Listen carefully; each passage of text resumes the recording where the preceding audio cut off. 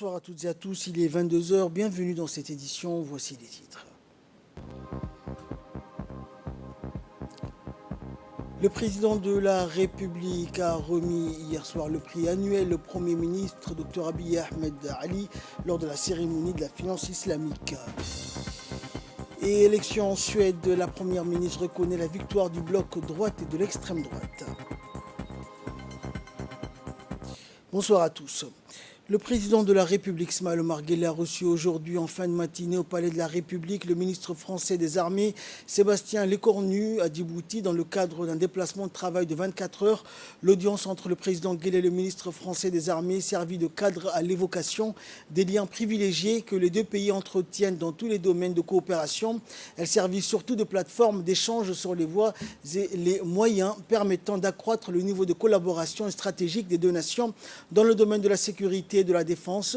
C'est pourquoi les entretiens ont entre autres porté sur l'identification de pôles nouveaux de coopération sécuritaire, le renforcement de la capacité des armées des deux pays à mener avec succès des missions conjointes de dissuasion et l'adoption pour les forces de défense des deux nations de modalités d'opératoires d'action redéfinies sur la base de défis sécuritaires, notamment le terrorisme propre à cette région du monde. Le déplacement à Djibouti du ministre français des Armées intervient à la foulée d'un récent entretien téléphonique entre le président de la République, Ismaël Omar Guelleh, et son homologue français, Emmanuel Macron, et participe de ce fait aux échanges et contacts réguliers et périodiques entre les autorités des deux pays, aux liens séculaires forgés par l'histoire et la communauté d'importantes valeurs dans la culture et la langue. L'ambassadeur de la République française auprès de Djibouti, Arnaud Guillois, a pris part aux entretiens entre le président de la République et le ministre français des Armées, et côté djiboutien, le ministre de l'Intérieur et ministre par intérim de la Défense, chargé des relations avec le Parlement, et le ministre des Affaires étrangères et de la coopération internationale, ainsi que le chef d'état-major général des armées ont participé à cet événement. Écoutons pour plus de précisions concernant cette rencontre, l'intervention du ministre français des Armées. Il est clair que nous avons évidemment fait un point sur l'agenda de sécurité qui nous réunit. Il y a une histoire singulière, forte, fraternelle entre la France et Djibouti. Il y a un axe très fort avec Paris. Il n'en demeure pas moins que nous avons quand même des enjeux de sécurité à relever. En matière de lutte contre le terrorisme, les deux présidents de la République s'étaient parlé au téléphone ce week-end. Là, on a pu encore affiner un peu les choses. On va lancer des équipes techniques, notamment militaires, pour affiner un certain nombre de besoins dans les semaines qui viennent. On va prendre le temps au mois de décembre d'organiser une ministérielle pour faire un point d'étape. Le niveau de solidarité que l'on veut bien y mettre, que le traité doit bien définir en matière de formation, en matière d'équipement, en matière opérationnelle, en matière d'entraînement, et donc aussi les moyens que l'on va y mettre. Enfin, quand on n'a pas de racines, on ne sait pas où on va. Il y a parfois des forces qui sont présentes ici, mais c'est récent. Nous, il y a une histoire, mais la réalité, c'est qu'il y a la profondeur. Et cette profondeur affective, cette profondeur de géographie, cette profondeur d'histoire, elle est clairement dans le cœur des Français. Et encore plus dans le cœur des militaires, quel que soit leur grade, qui ont servi ici à Djibouti. Et j'ai ressenti d'ailleurs dans le cœur et dans le regard des militaires ici, la même affection et la même volonté de relever les différents défis que nous avons ensemble. Mais j'ai souhaité que mes premiers gros déplacements du mois de septembre soit spécifiquement dédié à Djibouti. C'est pour ça que je passe 24 heures pour inaugurer aussi un cycle de travail entre nous. Donc il y a de l'affection, il y a de l'histoire, mais il faut aussi créer désormais une actualité et aussi parler un peu d'avenir. Et c'est ce qu'on a commencé à faire ensemble ce matin. Et je vous propose à présent de suivre l'intervention du ministre de la Défense par intérim, Saïd Nouhassan. L'arrivée ce matin de mon collègue ministre des Armées de la France s'inscrit dans la suite logique de l'entretien téléphonique que les deux chefs d'État ont eu la semaine dernière. Et c'est dans cette suite logique que le ministre des Armées de la France est là ce matin pour une visite de 24 heures. Il a été effectivement réaffirmé que les relations historiques et séculaires entre les deux pays étaient donc au beau fixe. Et nous avons effectivement dégagé par la suite un agenda d'ici fin décembre pour développer davantage ce partenariat pour renforcer nos accords sur la sécurité et la défense. Dans l'actualité également, le Premier ministre éthiopien Dr Abiy Ahmed Ali a quitté la capitale en compagnie de son épouse Zinash Techaoua. À son arrivée donc à l'aéroport, le Premier ministre a été salué donc par le Premier ministre djiboutien Abdelkader Kamel Mohamed. Le Premier ministre éthiopien a été récompensé, rappelons-le, par le Global Finance Award DIVA donc 2022. Le président de la République, Ismaël Omar Guelleh, avait remis ce grand prix au Premier ministre éthiopien Dr Abiy Ahmed Ali lors d'une cérémonie organisée par le Global Islamic Finance Award en étroite collaboration avec la Banque centrale de Djibouti. Ce prix pour le Premier ministre éthiopien est une reconnaissance de ses efforts constants visant à promouvoir la finance islamique en Éthiopie.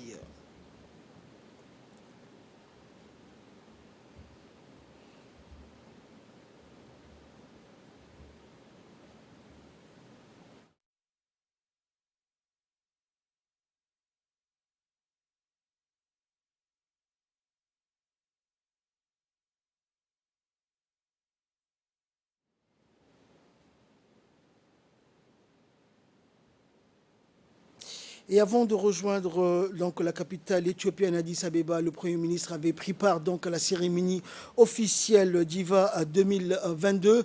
Et c'est sous le patronage du président de la République, Ismaël Omar Guelleh, que s'était tenue au Djibouti Palace Kempinski cette cérémonie de remise des prix du 12e sommet mondial du Global Islamic Finance Award, connu sous l'acronyme de GIFA. Ces prix destinés donc aux industries et aux leaders du marché des banques islamiques et financent de plus de 15 pays sur les 5 continents.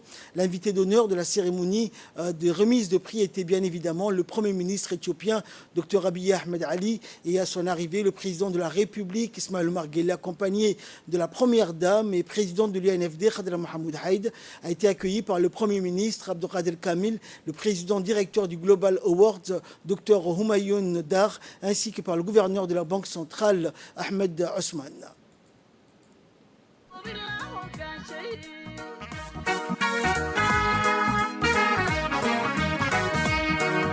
ضميرك ونتني حمانتك ظاهريو هل يدوب الله وكان شيء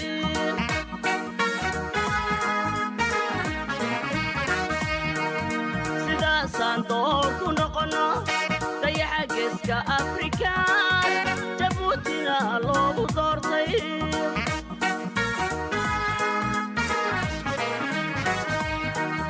سيدا صندوق ونقنا ضيع جسك أفريكا جبوتنا لو دورتي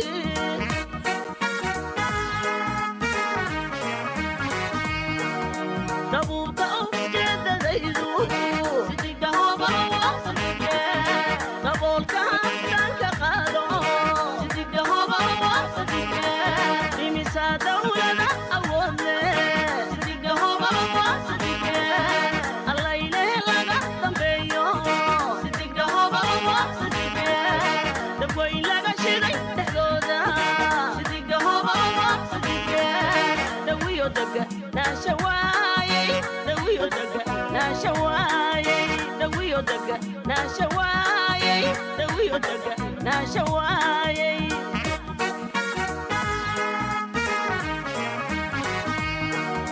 دبوك أوجد ذيذو سيدك هو بوصلك دبولك أنك قادو سيدك هو بوصلك بمسا دولنا أولي Et par la suite, le président de la République, Ismaël Omar Guelleh, accompagné du Premier ministre éthiopien, Dr Abiy Ahmed Ali, et de la Première Dame du pays, Mme Khadra Mohamed Haïd, et de la Première Dame de l'Éthiopie, Zinash Techaoua, ensuite pris part à la cérémonie de remise des prix du 12e sommet mondial du Global Islamic Finance Award. Plusieurs membres du gouvernement, notamment le Premier ministre, des hauts responsables des banques islamiques de Djibouti, ainsi que des présidents directeurs des hautes sociétés et différentes banques de plusieurs pays donc amis tels que la Malaisie, le Pakistan, l'Indonésie, Djibouti, l'Inde, l'Éthiopie, le Kazakhstan ont assisté à cet important événement.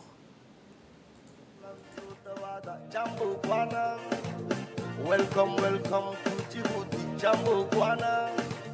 Hakuna matata, impandeno matata. Hakuna matata, impandeno matata. Ahlan wa sahlan, soo dhawaada arxiba. ahlan wasahlan soo dhawaaday arxiba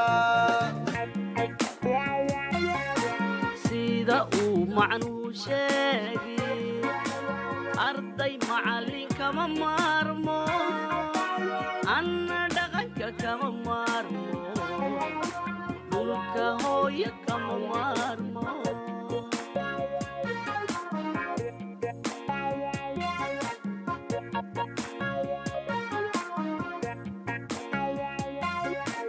masagiyo hadhuurtumaya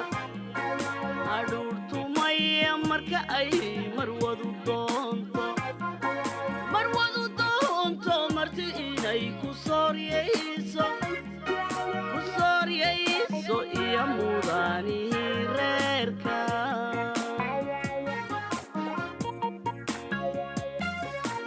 masagiyo hadhuurtumaya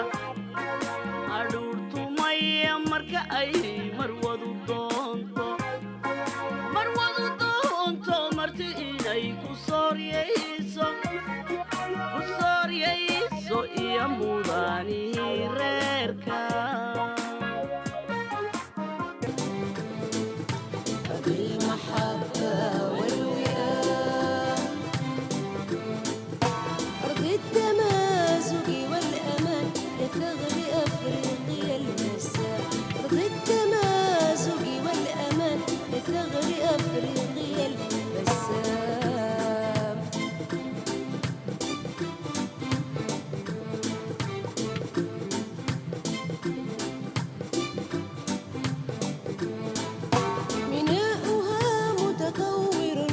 والسفن تجري بانتظام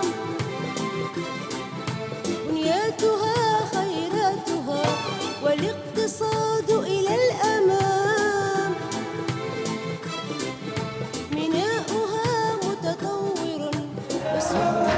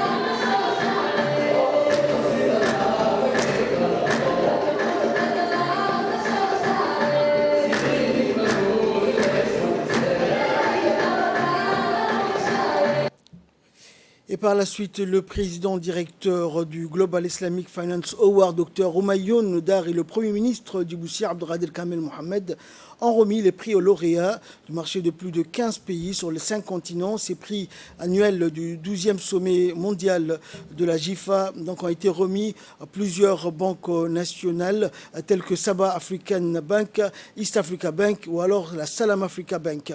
Les prix ont été remis également aux acteurs de l'industrie et aux leaders des finances et banques islamiques de plusieurs pays comme l'Association d'Islamic Bank et Finance de la Malaisie, l'Islamic Development Bank de l'Indonésie et plusieurs hauts responsables dans les milieux des finances et banques islamiques des pays.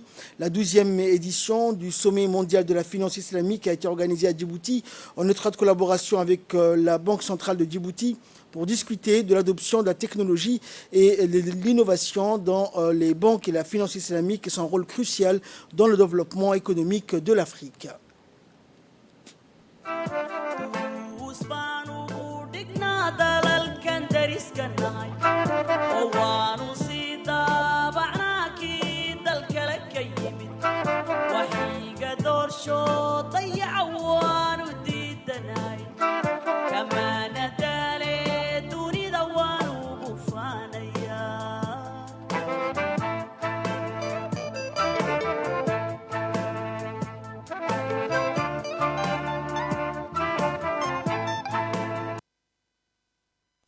Et par la suite, le président de la République, Ismaël Omar Guelleh, a remis officiellement le prix de Djiva 2022 au Premier ministre éthiopien, Dr Abiy Ahmed Ali, en reconnaissance de ses efforts constants visant à promouvoir la finance islamique en Éthiopie.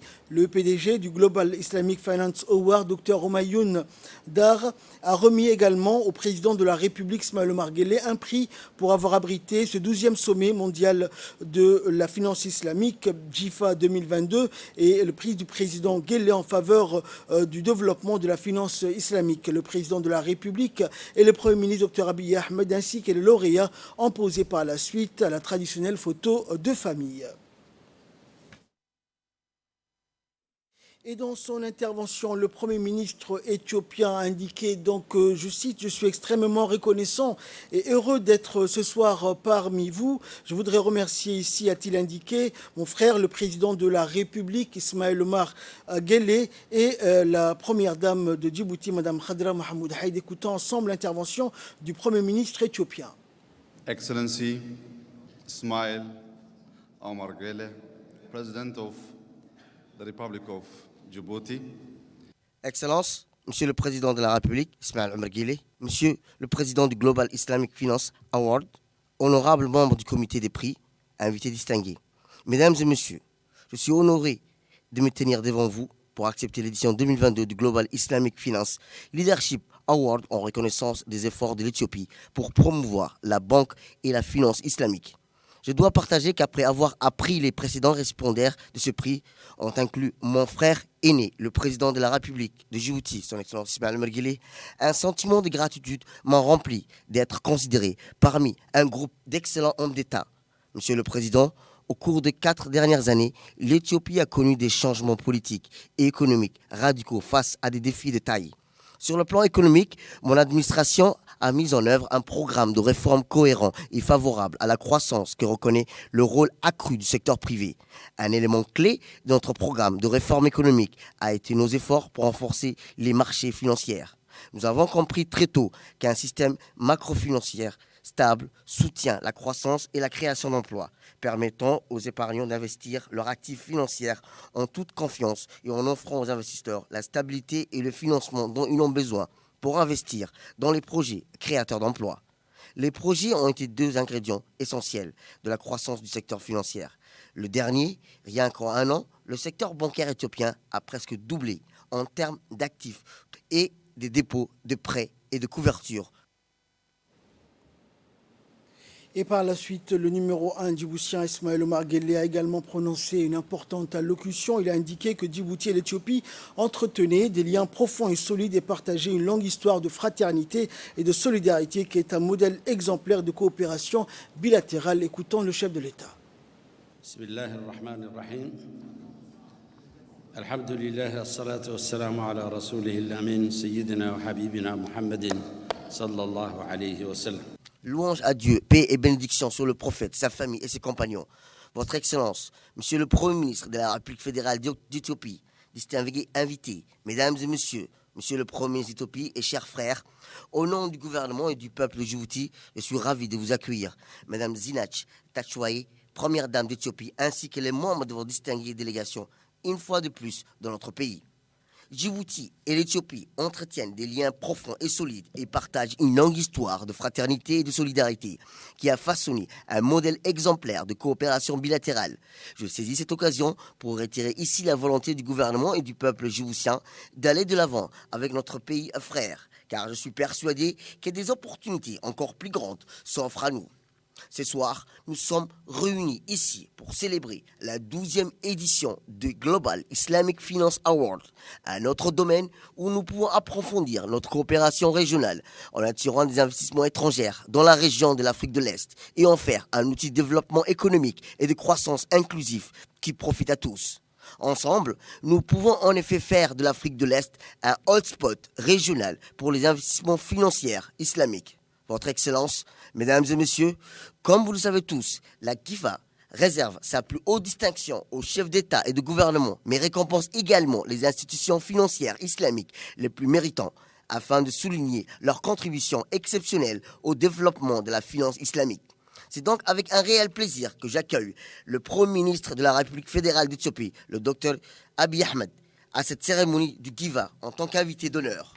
Je dois dire que c'est une source particulière de satisfaction pour moi, ce soir, de pouvoir vous remettre le prestigieux prix de l'édition 2022. Chers frères, cela souligne que s'il en était besoin, votre leadership et votre soutien constant pour la promotion et le développement de la finance islamique en Éthiopie. Je suis convaincu que votre sagesse et vos idées permettront de développer davantage le secteur bancaire et financier islamique dans notre région. Je tiens également à remercier tous ceux qui, par leur précieux soutien, contribuent chaque année à la promotion et à la croissance continue de la finance islamique. Enfin, je suis reconnaissant au professeur Humayun Dar, fondateur du président du Global Finance Islamique, d'avoir choisi Djibouti comme destination de cette année pour la cérémonie de remise des prix du GIFA et le sommet mondial de la finance islamique, au progrès continu et au succès de la finance islamique. Dans l'actualité également, le Centre d'excellence maritime international a pour objectif principal d'aider Djibouti à améliorer considérablement sa position sur l'échiquier mondial. C'est ce qu'a indiqué le président Guelleh. Le président de la République a fait cette déclaration aujourd'hui dans le cadre de sa participation en visioconférence à la cérémonie dédiée au lancement du Centre d'innovation et d'excellence maritime international de Djibouti, dispositif dévolu à l'acquisition d'un personnel hautement formé dans la conception, la gestion et la maîtrise des métiers liés à la mer. Le Centre d'innovation et d'excellence maritime international de Djibouti possède ce locaux au sein de l'ancien port, reconverti en centre d'affaires et de finances. Plateforme d'apprentissage, il est doté d'une grande salle aux allures d'amphithéâtre et de locaux destinés aux travaux dirigés et d'expérimentation pratique. China Merchant, société chinoise spécialisée dans la réalisation et l'exploitation d'édifices et de travaux liés à la mer, est partenaire du gouvernement djiboutien autour de ce projet de centre d'excellence maritime et assure de ce fait par la mise à disposition d'un personnel enseignant de renommée internationale des formations de haut niveau qui débouchent sur des diplômes reconnus à l'échelle internationale. Et dans l'allocution faite en visioconférence à la tribune du lancement du nouveau centre d'innovation et d'excellence maritime international de Djibouti, le président Guelleh a procédé à l'inventaire général des ambitions poursuivies à travers l'acquisition de ce nouvel dispositif. On écoute le président de la République. Bismillahirrahmanirrahim. Monsieur le président de China Merchant Foundation, Monsieur le ministre de l'Enseignement supérieur et de la Recherche, Monsieur l'ambassadeur de Chine à Djibouti, Monsieur le président de l'autorité des ports et des zones franches, chers jeunes de Djibouti et de la région, Mesdames et Messieurs, Assalamu alaikum wa rahmatullahi wa barakatuh. Je tiens tout d'abord à vous exprimer ma joie d'être aujourd'hui auprès de vous en visioconférence pour rendre hommage à nos partenaires qui participent au développement de notre coopération en mettant l'accent au centre de la modernisation de notre pays et toute l'Afrique de l'Est. Avec la mise en place du Centre d'innovation et de l'excellence maritime, la coopération djibouto-chinoise franchit incontestablement une nouvelle étape. C'est une étape très importante car elle fera de notre pays un lieu de formation ouvert sur le monde et délivrera à nos jeunes et ceux de toute la région des diplômes de qualité. Ce centre aura pour objectif principal d'aider Djibouti à améliorer considérablement sa position sur l'échiquier mondial en permettant de former une main-d'œuvre qualifiée, indispensable pour faire de notre pays une plateforme logistique et commerciale majeure et un centre d'affaires de renommée mondiale. En étroite collaboration avec notre centre du leadership et de l'entrepreneuriat et l'autorité des ports et des zones franches, le centre d'innovation et d'excellence maritime développera de nombreuses formations dans des domaines parfaitement identifiés qui seront enseignés par des intervenants de notoriété internationale.